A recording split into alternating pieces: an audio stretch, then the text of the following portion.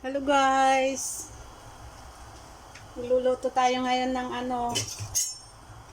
ginisang gulay.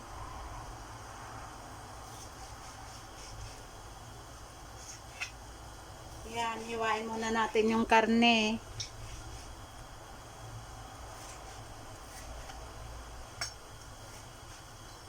Ilocano style ito guys. Yan. Lagay natin yung karne dito sa tubig. Lagyan din natin siya ng asin.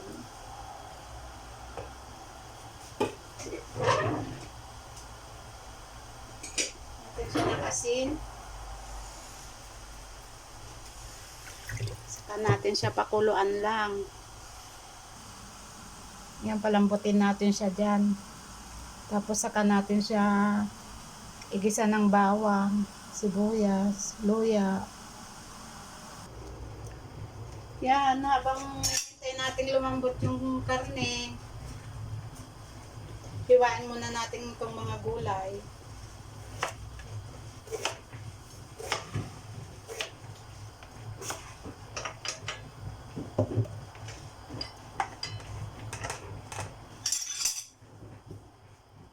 Ito, may ampalaya rin.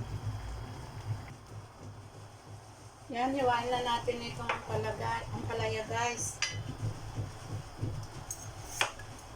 Yan lang ang hiwa ko.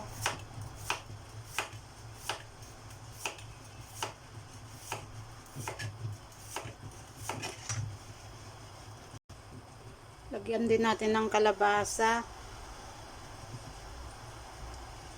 Ito, kamatis.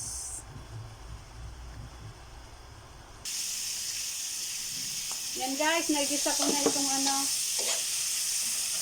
sibuyas at kamatis. Pwede na natin siyang lagyan ng alamang, pampasarap. Yan.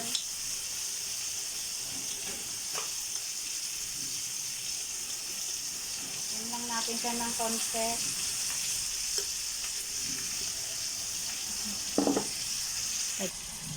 Yan, lagay na natin yung mga gulay. Unahin natin itong kalabasa kasi matigas-tigas.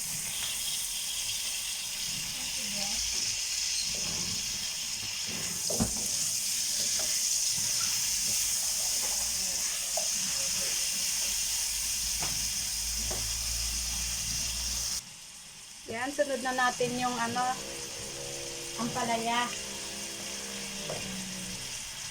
At talong.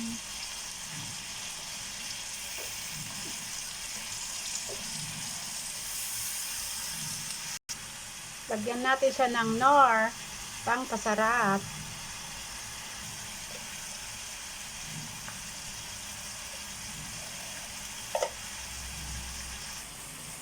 Yan guys, lagyan na natin siya ng isang bowl na tubig.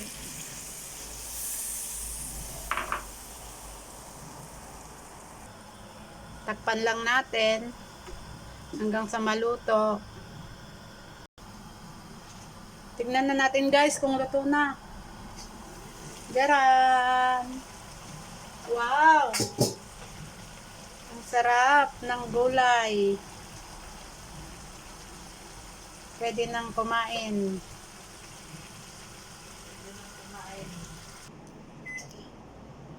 Ayan, pwedeng kumain na guys.